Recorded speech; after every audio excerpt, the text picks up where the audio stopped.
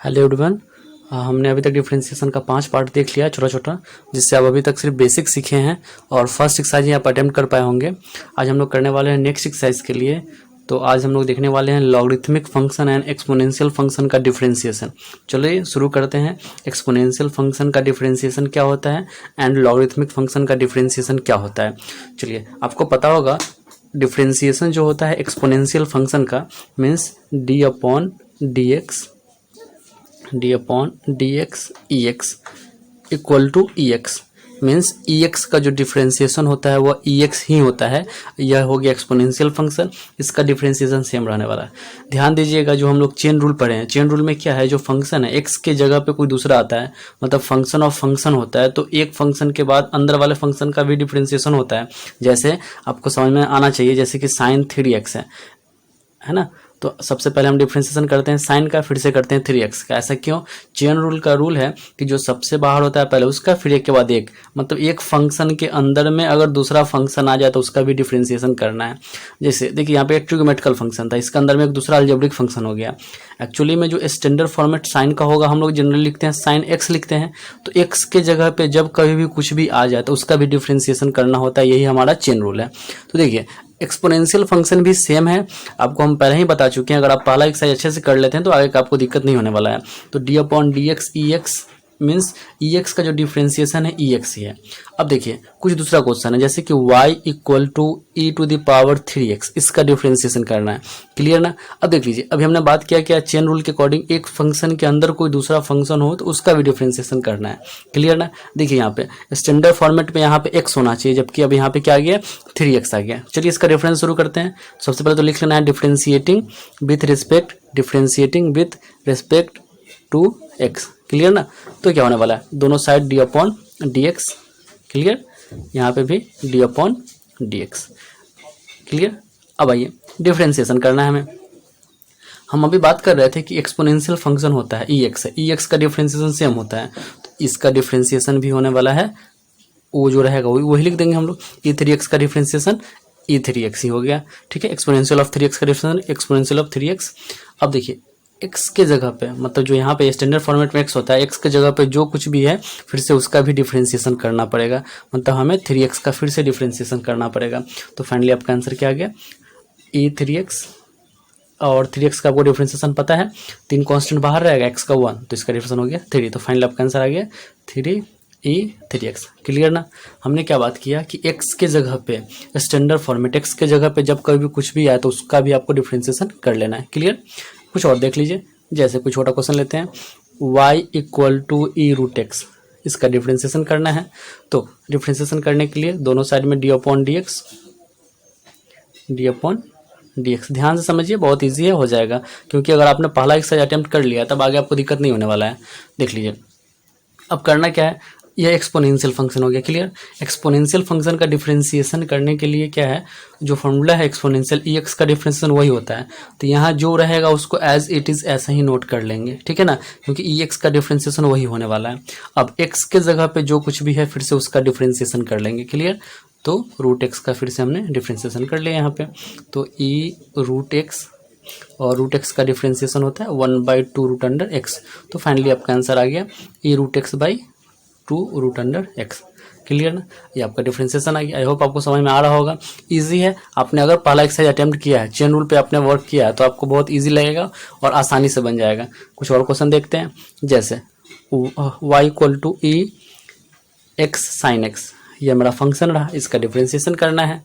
तो चलिए chain rule फिर से लगाते हैं, या जो भी हो। सबसे पहला आपको पता है कि डिफरेंशिएशन करना है एक्स के रिस्पेक्ट में, तो दोनों साइड में डी अपॉन डी एक्स, ऐसा तो करना ही है।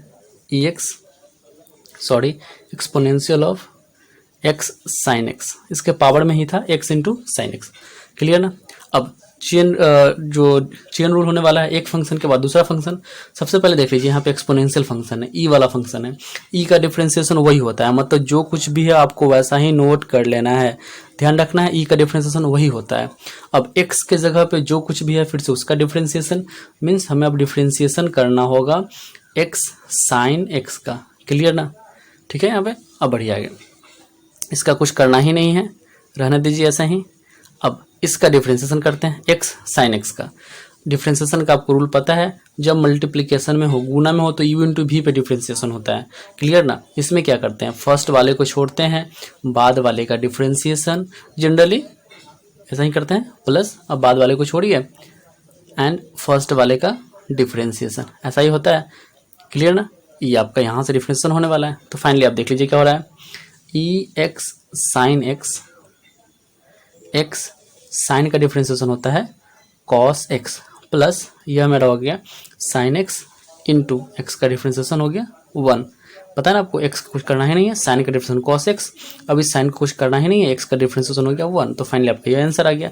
आंसर क्या आ गया, x cos x plus sign x, x cos x plus sign x into exponential of x sine x. ये आपका आंसर आ गया। आई होप आपको समझ में आ रहा हो।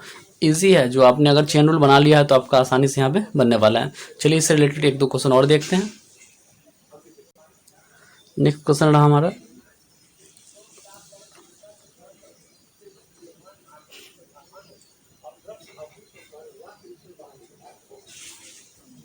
ये रहा क्वेश्चन। थोड़ा सा चलिए इसको इजी कर लेते हैं हम। अगर एक्सपोनेंशियल फंक्शन ले लिए y equal to exponential of tan inverse root x, यह मेरा फंक्शन रहा। अब इसका डिफ्रेंसिएशन करना है। चलिए शुरू करते हैं डिफ्रेंसिएशन इसका। देखिए डिफ्रेंसिएशन में है क्या, डिफ्रेंसिएशन के लिए दोनों साइड आप डी अपॉन डी एक्स लगाएंगे। क्लियर ना, यहाँ भी और यहाँ भी d upon d x e tan inverse root under x. Clear, ऐसा हुआ, ठीक है ना। डिफ्रेंसिएशन का साइन दोनों तरफ लगा लिए। अब डिफ्रेंसिएशन का साइन लगाने के बाद आप क्या करते हैं, जो डिफ्रेंसिएशन करना है ई एक्स का जो डिफ्रेंसिएशन सेम होता है, तो यहाँ जो कुछ है उसको एज इट इज़ आप ऐसा ही छोड़ दीजिए, इसको हमने ऐसा ही नोट कर लिया। क्लियर। अब जो इसका पावर है, पावर का डिफ्रेंसिएशन होगा, means tan inverse root under x का डिफ्रेंसिएशन होगा। क्लियर। अब आ जाइए, इसका कुछ करना ही नहीं है, इसको ऐसा ही नोट कर लेना है, tan inverse root under x. Clear. अब देख लीजिए, ये tan इनवर्स एक्स है, इसका डिफ्रेंसिएशन कैसे होगा, तो आपको पता होगा, अगर आपने फॉर्मूला याद रखा है, tan इनवर्स एक्स का जो डिफ्रेंसिएशन होता है वो होता है 1/1 प्लस एक्स स्क्वायर, यह इसका डिफ्रेंसिएशन होता है ना। tan इनवर्स एक्स का differentiation 1/1 plus x square, means यहाँ जो कुछ भी है उसका यहाँ पे स्क्वायर करना है, ठीक है ना। तो इसका डिफ्रेंसिएशन क्या हो जाएगा, tan इनवर्स का 1/1 प्लस यहाँ जो कुछ भी है उसका स्क्वायर, तो रूट एक्स का स्क्वायर करेंगे तो एक्स आ जाएगा। क्लियर ना। ये किसका हो गया, tan इनवर्स एक्स का, tan इनवर्स का। देखिए चेन रूल क्या होता है, एक फंक्शन के अंदर दूसरा फंक्शन हो तो उसका भी करना होता है।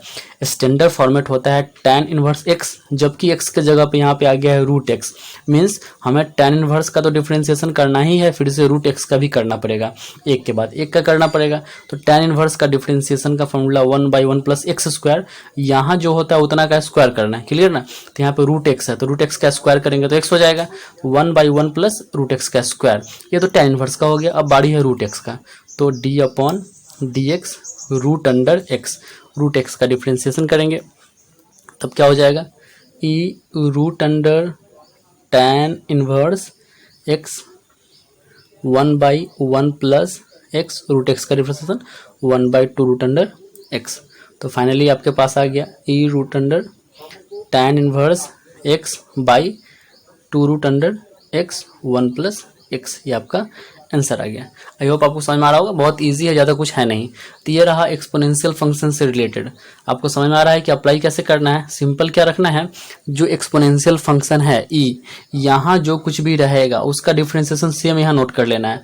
बस इसके जो एक्सपोनेंशियल फंक्शन का जो पावर, इसको अगर पावर बोले हम लोग, तो इसमें जो कुछ भी है फिर से उसका डिफ्रेंसिएशन करना होगा। और आप इसका डिफ्रेंसिएशन यहाँ जो कुछ भी हो आप करना जान चुके हैं, आप अच्छे तरह से जानते हैं। चेन रूल आपने अप्लाई करना सीख लिया है। मल्टीप्लिकेशन में हो तो यू इंटू भी, अदरवाइज चेन रूल तो जनरली आता ही है। क्लियर ना। तो ये रहा बेसिक, रहा एक्सपोनेंशियल फंक्शन से रिलेटेड डिफ्रेंसिएशन का। अब चलिए बात कर लेते हैं थोड़ा सा लॉगरिथमिक फंक्शन के बारे में। पहले उससे कुछ रिलेटेड कुछ प्रॉपर्टी जान लीजिए। लॉगरिथमिक फंक्शन का डिफ्रेंसिएशन आपको अगले एक्सरसाइज में मिलने वाला है। अभी हम लोग सिर्फ बेसिक जो चेन रूल अप्लाई करके बनने वाला है वो करने वाले हैं, या देखेंगे हम लोग, अगर हो सके तो साथ में ही कर लेंगे। एक्सपोनेंशियल फंक्शन का तो लगभग हो ही गया, जिससे आपको क्वेश्चन बनने लगे। और लॉगरिथमिक फंक्शन का हम लोग इस वीडियो में तो करेंगे ही, और इसका नेक्स्ट पार्ट आएगा लॉगरिथमिक फंक्शन के लिए, तब कंप्लीट होगा। परेशान नहीं होना है आप, जितना आज हम लोग क्लास करते हैं देखते हैं कितना हो पाता है, आपको होमवर्क अभी लास्ट में मिलेगा। देखिए अब शुरू करते हैं लॉगरिथमिक फंक्शन के बारे में। तो लॉगरिथमिक फंक्शन है क्या, उसका डिफ्रेंसिएशन जान लीजिए। हमने पढ़ा था D upon d x log x. Log x का जो डिफ्रेंसिएशन होता है 1/x। ध्यान रखिए सिंपल क्या है, यहाँ जो कुछ भी है यहाँ डिनोमिनेटर में आ जाने वाला है, क्लियर ना। लॉग एक्स का 1/x, यहाँ जो कुछ भी होगा उसका भाग में भेज दीजिए, ये आपका डिफ्रेंसिएशन हो गया, डिनोमिनेटर में भेज दीजिए, क्लियर ना। तो ये जैसे कि अब डिफ्रेंसिएशन कुछ करना है, जैसे D upon d x log of 3x, हमें इसका डिफ्रेंसिएशन करना है। बहुत इजी है, आप आसानी से देखिए इसको बन जाएगा। कैसे? लॉग का डिफ्रेंसिएशन क्या है, यहाँ जो कुछ भी होने वाला है सबको आप यहाँ पे डिनोमिनेटर में भेज दीजिए, क्लियर ना। जो जितना कुछ भी रहे तो यहाँ पे क्या चला जाएगा डिनोमिनेटर में, दिख रहा है आपको 1/3x यहाँ डिनोमिनेटर में चला जाएगा, क्लियर ना। ये वाला जो पार्ट है ये डिनोमिनेटर में चला गया, ये तो हो गया लॉग का। अब अंदर वाले का डिफ्रेंसिएशन कर लीजिए, D upon d x 3x, इसका डिफ्रेंसिएशन कर लेते हैं। तो फाइनली क्या आ गया 1/3x, और इस 3x का डिफ्रेंसिएशन हो गया आपका 3, तो फाइनली आपका आंसर आ गया 1/x, क्लियर ना। ये आपका डिफ्रेंसिएशन रहा। कुछ और देख लीजिए, D upon d x log of sine x, हमें इसका डिफ्रेंसिएशन करना है। तो देख लीजिए होगा क्या, सबसे पहले यहाँ जो कुछ भी होता है वो भाग में जाने वाला है, तो यहाँ इसका क्या हो जाएगा 1/sin x, यहाँ जो कुछ भी रहा उसको नीचे भेज दीजिए। अच्छा, डिफ्रेंसिएशन करना है तो चेन रूल के अकॉर्डिंग सबसे पहले बाहर वाले का एक के बाद उसके अंदर वाले का एक के बाद एक का तो डिफ्रेंसिएशन होता ही है चेन रूल के अकॉर्डिंग। तो हमने सबसे पहले कर लिया लॉग का, अब बारी है साइन का, तो लॉग का 1/, ये जो रहेगा सब भाग में चला गया टोटल चीज डिनोमिनेटर में। अब इसके अंदर आ जाइए, अंदर में क्या है, अंदर में है sine x, D upon d x sine x, तो साइन का डिफ्रेंसिएशन करना है साइन एक्स का, तो 1/sin x, और इस साइन का डिफ्रेंसिएशन हो गया cos x, तो फाइनली आपका आंसर आ गया cos बटा sine means cot x, clear ना। इजी है, आप आराम से इसको भी बना सकते हैं, ठीक है। देखते हैं कुछ नेक्स्ट क्वेश्चन। हमारा नेक्स्ट क्वेश्चन है y equal to sine of ex log x, ये रहा क्वेश्चन। अब इसको हम डिफ्रेंशिएट करते हैं ex log x। चलिए देखते हैं डिफ्रेंशिएशन करना क्या है। तो आपको पता है डिफ्रेंशिएशन करने के लिए हमें निकालना है dy/dx, तो लिख देंगे differentiating with respect to x, और दोनों साइड d अपॉन dx लगा देना है ना। d upon dx sine of ex log x, समझ लीजिए फिर से अच्छे से समझिए, आराम से बन जाएगा आपका। करना क्या है, डिफ्रेंशिएशन करना है इस फंक्शन का, दोनों साइड में d/dx लगा दिए, क्योंकि x के रिस्पेक्ट में डिफ्रेंशिएशन करना है, क्योंकि हमें निकालना है dy/dx, तो जो होता है उसी के रिस्पेक्ट में डिफ्रेंशिएशन होने वाला है। x के रिस्पेक्ट में डिफ्रेंशिएशन होने वाला है, दोनों साइड में d/dx लगा दिए, क्लियर। अब आइए यहाँ से इसका डिफ्रेंशिएशन करते हैं। चेन रूल क्या होता है, जो सबसे बाहर है पहले उसका कीजिए, फिर अंदर वाले का डिफ्रेंशिएशन, एक करके एक एक डिफ्रेंशिएशन होता है, क्लियर ना। तो चलिए साइन का डिफ्रेंशिएशन क्या होता है आपको पता है, साइन का डिफ्रेंशिएशन होता है कॉस, अंदर जो कुछ भी है इसके एंगल में आप लिख लीजिए, ये ना होता था हम लोग बहुत पहले कर चुके हैं। साइन का हो गया कॉस, और अंदर जो कुछ भी रहेगा उसको एज इट इज नोट कर लेना है, ठीक है ना। अब अंदर आ जाइए, डी अपॉन डी एक्स, अंदर में क्या है ex log x, अब इसका डिफ्रेंशिएशन करना है हमें, क्लियर ना। एक के बाद एक, चेन रूल तो यही होता है। क्या हो जाएगा देख लीजिए यहाँ पे, इसको तो कुछ करना ही नहीं था, इसको एज इट इज नोट कर लीजिए ex log x, क्लियर। अब आइए इसका डिफ्रेंशिएशन दिख रहा है आपको, यह मल्टीप्लिकेशन में है, मीन्स u इंटू भी अप्लाई होगा, क्लियर ना।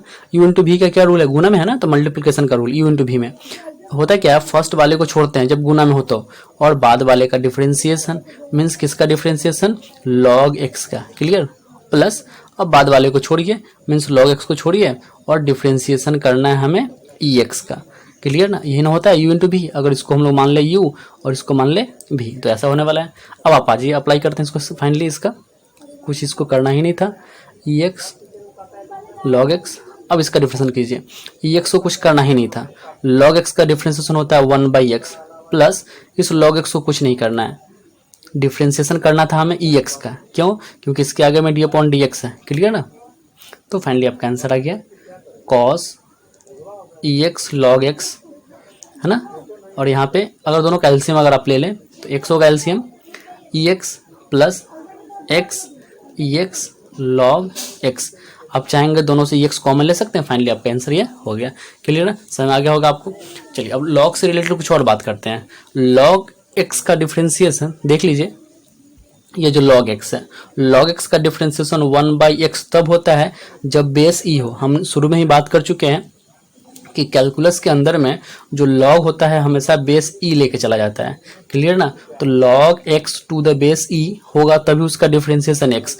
कैलकुलस के अंदर में बेस ई नहीं लिखा जाता है जनरली। अगर कैलकुलस आप बना रहे हैं, अगर उसके अंदर में लॉग कहीं आ रहा है तो समझिए कि उसमें बेस ई है, क्लियर ना। एक्चुअली में ऐसा होता तो बेस 10 होता है, लेकिन कैलकुलस के अंदर में बेस ई मान के चलना है इसको। जब बेस ई होगा तभी उसका डिफरेंशिएशन 1/x होता है। अब बात रहा जब बेस ई नहीं होगा तब क्या होगा, तो कुछ प्रॉपर्टी देख लीजिए, आप आसानी से बना सकते हैं। अच्छा, लॉग का कुछ और बेसिक प्रॉपर्टी आप जानते हैं। लॉग का कुछ प्रॉपर्टी है कि लॉग जब मल्टीप्लिकेशन में होता है लॉग m इंटू एन, क्या हो जाएगा, log m plus log n। जो लोग को लॉग से रिलेटेड या एक्सपोनेंशियल फंक्शन, हम पहले भी आपको बता चुके हैं, आप प्लेलिस्ट में जाएंगे वहां आपको मिल जाएगा टाइप्स ऑफ फंक्शन या काइंड्स ऑफ फंक्शन करके, उसमें डिफरेंट टाइप के फंक्शन के बारे में हमने डिस्कस किया है। प्लेलिस्ट में जाना है, काइंड्स ऑफ फंक्शन या टाइप्स ऑफ फंक्शन करके आपका प्लेलिस्ट मिलेगा। उसमें ना हमने लॉगरिथमिक फंक्शन का और एक्सपोनेंशियल फंक्शन के बारे में अच्छे से डिस्कस किया है। ज़्यादा लंबा वीडियो है नहीं, 6-7 मिनट का एक वीडियो होगा, आप उस दोनों वीडियो को पहले देख लें, एक लॉगरिथमिक फंक्शन का, एक्सपोनेंशियल फंक्शन का। आपको थोड़ा सा ईजी मिलेगा क्योंकि लॉग से रिलेटेड जितने भी प्रॉपर्टी था हमने वहाँ पर डिस्कस किया अच्छे से। फिर से हम आपको शॉर्ट वे में बता दे रहे हैं, ऐसे आप एक बार उसको जरूर देख लें।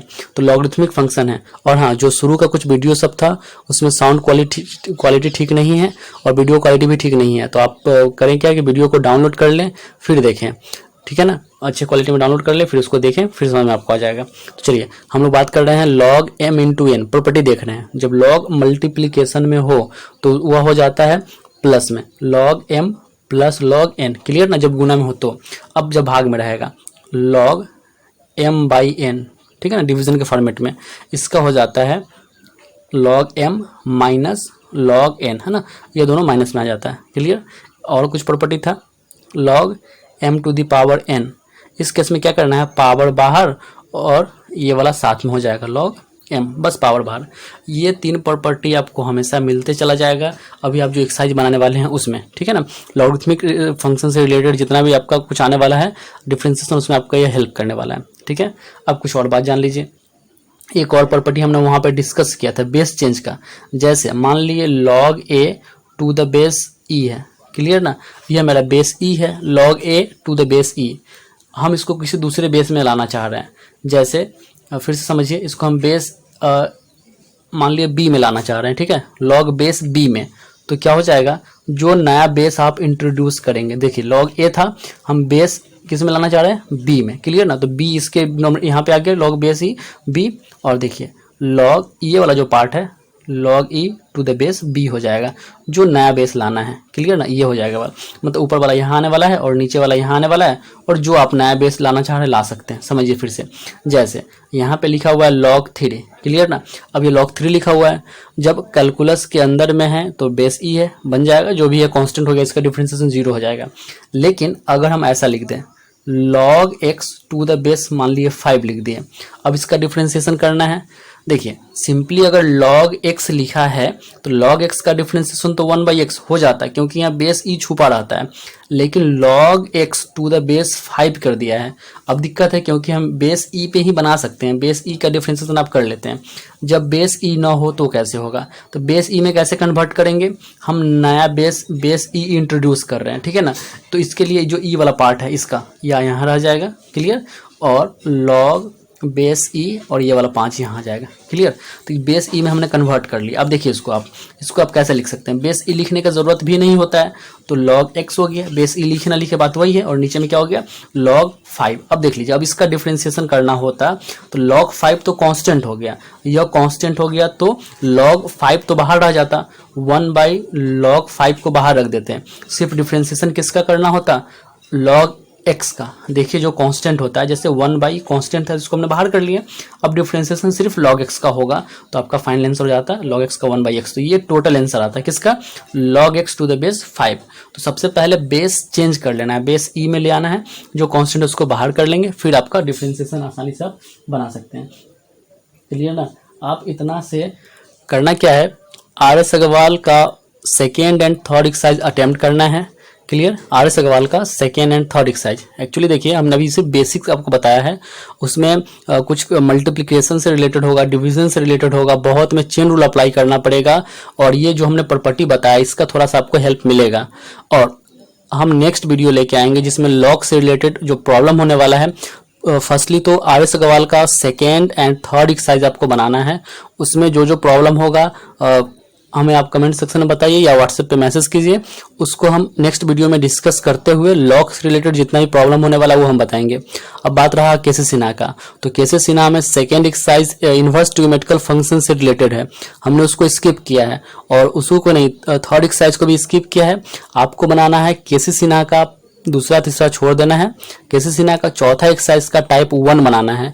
हम नेक्स्ट वीडियो आएंगे लेके आएंगे जिसमें टाइप 2 पूरा क्लियर हो जाएगा। अब आपका फास्टली कंप्लीट हो जाएगा, डेली करके एक एक एक्सरसाइज कंप्लीट होगा, तो परेशान नहीं होना है, आप जल्दी खत्म हो जाएगा क्योंकि आपने बेसिक सीख लिया है।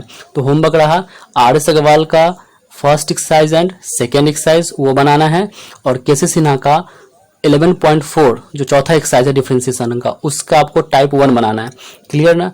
अब हम बोलेंगे कि जो लोग केसी सिन्हा बना रहे हैं वो पहले आर एस अग्रवाल का अगर बुक कलेक्ट कर पाते हैं तो आर एस अग्रवाल पहले बना ले, उसमें बहुत सारा बेसिक्स आपका क्लियर हो जाएगा, इजी करके क्वेश्चन है। तो केसी सिन्हा वाले भी आर एस अग्रवाल का कहीं से बुक अरेंज करें और उसका first second and third exercise बना लें, फिर केसी सिन्हा का बनाएं। फिर हम लोग कल नेक्स्ट वीडियो देखेंगे जिसमें हम लोग लॉग से रिलेटेड और क्वेश्चन करने वाले हैं। क्लियर ना, आपको होमवर्क समझ में आ गया। चलिए मिलते हैं नेक्स्ट वीडियो में, थैंक्स।